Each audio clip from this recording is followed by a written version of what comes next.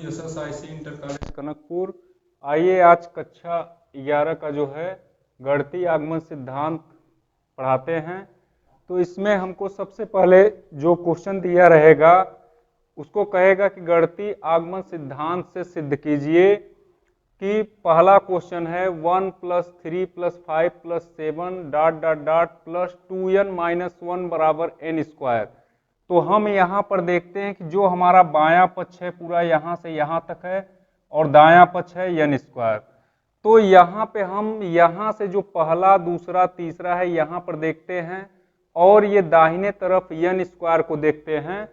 तो यहाँ से देखिए हम जो क्वेश्चन दिया रहेगा जैसे ये है Pn बराबर इतना, इसको हम Pn मान लेंगे पूरे को। तो यहाँ से हम लगाएंगे इसको राइट हैंड साइड में और यहाँ पे रखेंगे n बराबर 1।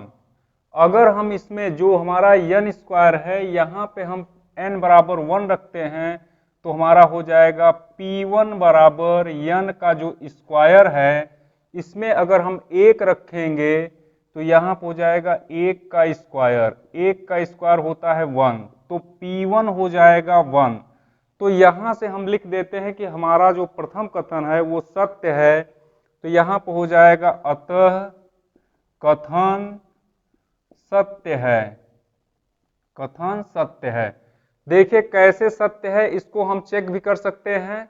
जब n बराबर 1 रखेंगे दाहिने तरफ, अगर हमारा पहला कथन सत्य हो रहा है तो जो ये पहला है जैसे 1 है यही आंसर आना चाहिए। अगर 1 आ रहा है तो हमारा प्रथम कथन सत्य होगा। और दूसरे कथन के लिए हम जब इसी में n बराबर 2 रखेंगे तो दूसरे का आंसर क्या आएगा, 2 पद तक जोड़, यानी 1 + 3 जोड़ेंगे तो 4 आ जाएगा। अतः अगर 4 आ रहा है तो हम कह देंगे कि दूसरा कथन भी सत्य है। तो यहाँ पे n बराबर हम रखेंगे n बराबर 2। जब n बराबर 2 रखेंगे तो ये हो जाएगा P2 बराबर n का स्क्वायर, और n बराबर अगर हम 2 रखते हैं तो 2 का स्क्वायर हो जाएगा 4, तो P2 बराबर हो गया 4। तो यहाँ पे हम लिख देंगे अतः हमारा दूसरा कथन भी क्या है, सत्य है। तो लिख देंगे यहाँ पे अतः कथन सत्य है। यहाँ पे देखिए दूसरे कथन तक हम 2 कथन यहाँ तक जोड़ करके बताएंगे। और इसी तरीके से अगर हम तीसरा कथन चेक करते हैं, यदि n बराबर हम 3 रखते हैं तो P3 कितना हो जाएगा, n का क्या हो जाएगा, यानी n का मतलब है 3 का स्क्वायर, और 3 का स्क्वायर होता है 9, तो P3 कितना आ जाएगा, 9। तो यहाँ पे हम लिख देंगे अतः कथन सत्य है। तो ये हम देखते हैं कि हमारा तीसरा कथन कैसे सत्य हुआ। तो यहाँ पे ध्यान रखिएगा, जब हम दाहिने तरफ यानी राइट हैंड साइड में n का जो स्क्वायर है उसमें जब 1 रखेंगे तो हमारा पहला कथन आएगा, 2 रखेंगे तो दूसरा कथन, और 3 रखेंगे तो तीसरा कथन होगा। तो यहाँ पे हम चेक करने के लिए जब एक कथन n बराबर 1 रखते हैं तो हमारा आंसर आएगा 1, और जब हम दूसरे में n बराबर 2 रखेंगे तो हमारा आंसर यहाँ से लेकर के यहाँ तक 3 1 4 आ जाएगा। और तीसरे में जब n बराबर 3 रखेंगे तो हमारा आंसर 1 2 3 यहाँ तक जोड़ करके हमको बताना पड़ेगा, यानी 5 3 8 1 9 आएगा।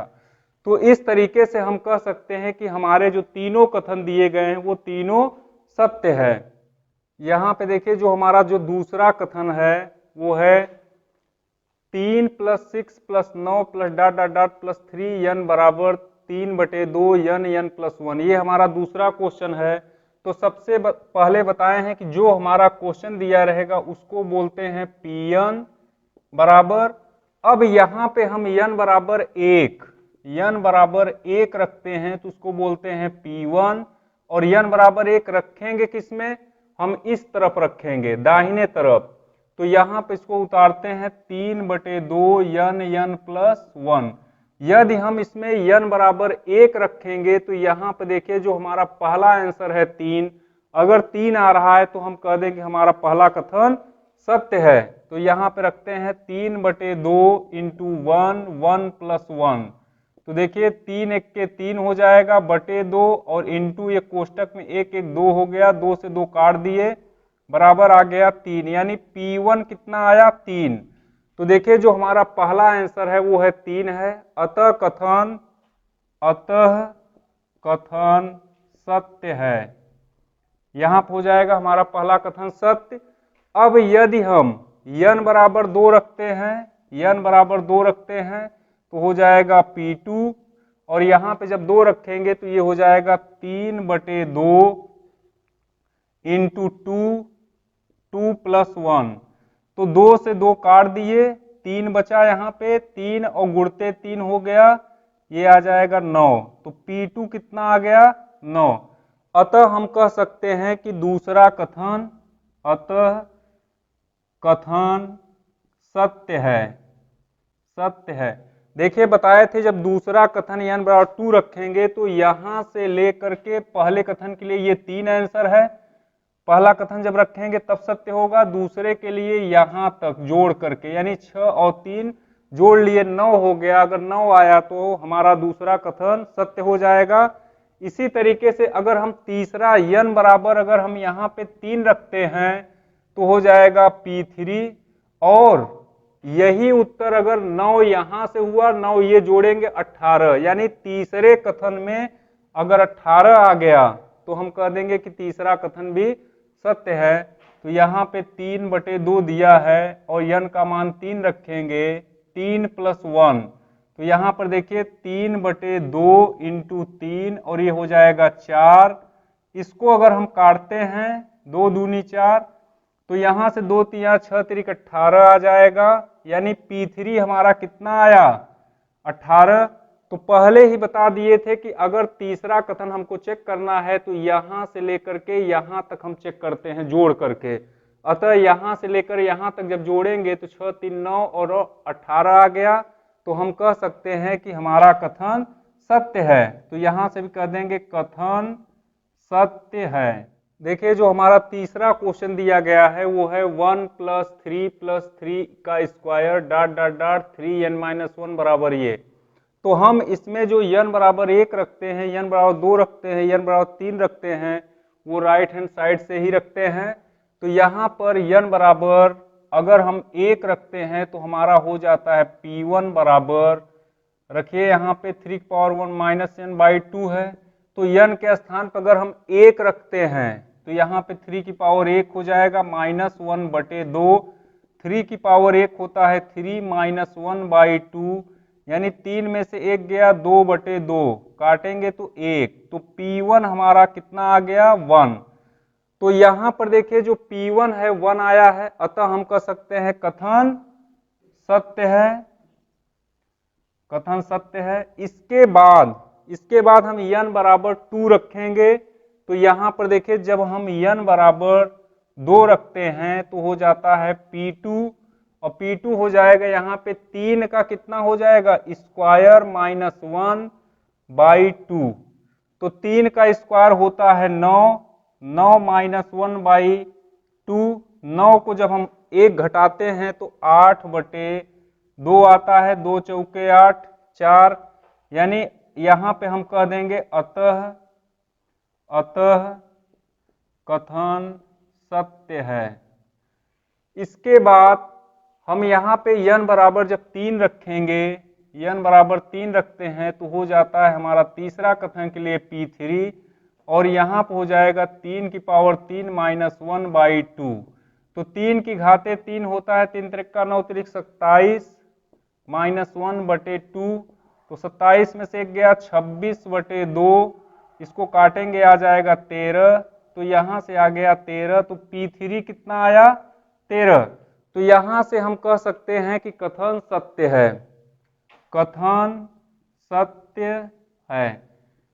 देखिए उत्तर की अगर जांच करना हो तो उत्तर की जांच भी कर सकते हैं। बताए थे पहले के लिए पहला और दूसरे के लिए यहां तक जोड़ करके, यानी पहले में अगर 1 आया होगा, यहाँ पे देखिए 1 आया तो कथन सत्य हो गया।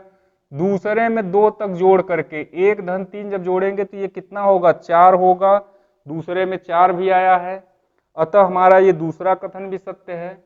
और तीसरे में जब n बराबर 3 रखते हैं तो यहां तक तीनों को जोड़ करके देख लीजिए, 3 का वर्ग 9 हो जाएगा, 9 3 12 1 13, तो 13 आ रहा है। तो यहां से हम कह सकते हैं कि हमारा तीसरा जो कथन है वो भी सत्य है। देखिए जो हमारा चौथा क्वेश्चन है वो है यक्स की घाते 2n माइनस वाई की घाते 2n को यक्स प्लस वाई से भाज्य है, मतलब यक्स प्लस वाई से हम भाग दे सकते हैं। तो यहाँ पे सबसे पहले यहाँ पे लेफ्ट हैंड साइड और राइट हैंड साइड में क्वेश्चन नहीं है, ये क्वेश्चन का दूसरा तरीका है। तो यहाँ पे सबसे पहले हम रखेंगे वही n बराबर 1, तो ये हो जाता है यक्स की घाते 2 इंटू 1 माइनस वाई घाते 2 इंटू 1। तो यहाँ से ये निकल रहा है P1 पहले कथन के लिए है, तो यहाँ से हो जाता है ये यक्स का स्क्वायर माइनस वाई का स्क्वायर। और हम देखते हैं कि ये भाज्य है कि नहीं, तो यहाँ पर ध्यान दीजिएगा x square minus y square ये आ गया है, और इसका वर्गांतर के रूप में जो सूत्र होता है वो होता है एक कोष्टक में यक्स प्लस वाई और दूसरे में होता है यक्स माइनस वाई। तो यहाँ पर देखिए ये इससे भाज्य होगा, क्योंकि हम अगर इसमें इससे भाग देंगे तो यक्स प्लस वाई कट जाएगा, यहाँ बचेगा यक्स माइनस वाई। तो हम यहाँ पे कह सकते हैं अतः कथन सत्य है। इसके बाद यदि हम n बराबर 2 रखते हैं, यहाँ पर देखिए n बराबर 2 रखेंगे, तो n बराबर 2 रखने पर ये हो जाता है P2 के लिए कथन, तो यक्स की घाते 2 इंटू 2 माइनस वाई घाते 2 इंटू 2 बटे नहीं है, यहाँ पे इतना ही होगा। जब लास्ट में हम भाग देंगे तब यक्स प्लस वाई लिख सकते हैं। तो यहाँ पर देखिए ये हो जाएगा यक्स घाते 4 माइनस वाई घाते 4, और इसको जब हम तोड़ेंगे तो लिख सकते हैं यक्स स्क्वायर का स्क्वायर माइनस वाई स्क्वायर का स्क्वायर। अब यहाँ पर जब हम देखते हैं तो इसको यक्स स्क्वायर का स्क्वायर माइनस वाई स्क्वायर का स्क्वायर यानी वर्गांतर फिर बन रहा है, तो इसको भी हम लिखेंगे x square plus y square एक कोष्टक में, दूसरे कोष्टक में x square minus y square. अब यहाँ पे फिर वर्गांतर बन रहा है, तो इसको लिख सकते हैं x square plus y square, इसको लिखेंगे एक बार प्लस एक बार माइनस, यानी x plus y x minus y. अगर हम यहाँ पे यक्स प्लस वाई से भाग देंगे यानी भाज्य है कि नहीं, अगर हम यहाँ पे यक्स प्लस वाई लिखते हैं तो ये यक्स प्लस वाई इससे पूरा कटेगा, अतः हम कह सकते हैं कि ये यक्स प्लस वाई से भाज्य है। तो यहाँ पर लिख देंगे अतः कथन सत्य है। यदि हम इसी में n बराबर तीसरे कथन के लिए 3 रखते हैं तो हो जाएगा P3 बराबर, तो यक्स की घाते 2 इंटू 3 माइनस वाई घाते 2 इंटू 3। तो यहाँ से देखिए ये हो जाएगा यक्स का 2/3 6 हो गया, माइनस वाई का भी ये हो जाएगा 6। तो यहाँ से अगर हम इसको यक्स घाते 6 माइनस वाई घाते 6 को तोड़ते हैं, इसको हम लिख सकते हैं यक्स घाते क्यूब का स्क्वायर माइनस वाई घाते क्यूब का स्क्वायर। तो यहाँ से a cube minus B cube जैसा फार्मूला बनेगा, लेकिन उसके पहले यहाँ पे देखिए क्यूब का स्क्वायर है यानी वर्गांतर सबसे पहले बनेगा, तो इसको हम लिख सकते हैं यक्स क्यूब माइनस यानी x cube plus y cube, और दूसरे कोष्टक में x cube minus y cube. अब यहाँ से देखिए जो ये आया है x cube plus y cube, और यहाँ से आया है x cube minus y cube, तो इसका जो फार्मूला होगा इतने इसका भी फार्मूला होता है, इसका भी होता है, लेकिन यक्स प्लस वाई आएगा इसमें। तो यहाँ से हम लिख सकते हैं जैसे यहाँ पे x cube plus y cube को अगर हम खोलते हैं तो इसको लिखेंगे एक कोष्टक में यक्स प्लस वाई, दूसरे कोष्टक में x square plus y square minus x y. तो यहाँ पर देखिए यक्स प्लस वाई इसमें भी था, इसी से यक्स प्लस वाई कट जाएगा, तो इसको हम कह सकते हैं कि अतः हमारा तीसरा कथन भी सत्य है, अतः कथन सत्य है। देखिए जो हमारा लास्ट क्वेश्चन है, पांचवा क्वेश्चन, वो है n n+1 n प्लस 5 संख्या 3 का एक गुणज है। 3 का गुणज का मतलब होता है जो हमारा P1 आएगा, जो P2 आएगा, जो P3 आएगा, वो 3 एक के 3, 3 दूनी 6, 3 त्रिक का 9, 3 चौ 12, इस रेशियो में आएगा, मतलब 3 का एक गुणज होगा। तो यहाँ पे जो हमारा क्वेश्चन दिया गया है उसको हम मानते हैं Pn। तो ये हो गया Pn बराबर n प्लस 1 n प्लस 5। जो हमारा ये क्वेश्चन है इसी में हम रखेंगे n बराबर 1। जब हम n बराबर 1 रखते हैं तो हो जाता है P1, तो यहां से हो जाएगा 1 1 प्लस 1 1 प्लस 5, तो यहां हो जाएगा 1 इंटू ये हो जाएगा 2 और इंटू ये हो जाएगा 5 एक 6 हो जाएगा, तो 6 दूनी 12 एक के 12 हो गया। और हम देखते हैं कि यह 3 का एक गुणज है, क्योंकि 3 का जो चौथा गुणज होगा वो कितना होगा, 12 होगा। तो हम कह सकते हैं अतः कथन सत्य है। अब यहां से हम यदि n बराबर 2 रखते हैं, n बराबर 2 रखते हैं तो हो जाएगा P2, और P2 में हो जाएगा, यहाँ पे n के स्थान पे 2 रखते चलिए, तो 2 2 प्लस 1 2 प्लस 5, यहाँ से हो जाता है 2 2 प्लस 1 हो जाएगा 3, 2 प्लस 5 हो जाएगा 7, तो ये 2 तिहाई 6 हो जाएगा, 6 सते 42 हो गया। तो ये 3 का कैसरा गुणज होगा, अगर हम इसको 3 से भाग देते हैं तो देखिए 3 एक के 3 और 3 चौ 12, यानी 14वां गुणज होगा ये। तो यहां से आ जाएगा जो 42 आंसर आया है, ये भी जो आंसर आ रहा है 7 त्रिक 21 दूना 42, ये भी 3 का ही एक गुणज है। अतः हम यहाँ पे कह सकते हैं कि हमारा जो दूसरा कथन है वो भी सत्य है। तो यहाँ पर लिख देंगे कथन सत्य है। इसके बाद जो हमारा तीसरा कथन है वो n बराबर 3 रखेंगे। तो यहाँ पे n बराबर अगर हम 3 रखते हैं तो P3 हमारा हो जाएगा 3 3 plus 1 3 plus 5, 3 into 3 plus 1 4 into 5 plus 3 8 हो जाएगा। तो 8 चौके 32 हो गया, 32 तिहाई कितना होगा, 96 होगा। अगर हम इसको भी 3 से देखते हैं तो 3 त्रिक का 9, 3 दूनी 6 हो जाएगा, 23वां गुणज है ये। तो ये भी 3 का ही एक गुणज है। तो हम कह सकते हैं कि अतः कथन सत्य है। तो इस तरीके से आज आप लोगों को गणितीय आगमन सिद्धांत पर आधारित ये 5 क्वेश्चन करा दिए हैं। अगर आप लोगों को वीडियो जो है पसंद आ रहा है तो उसको जो है लाइक करते रहिए।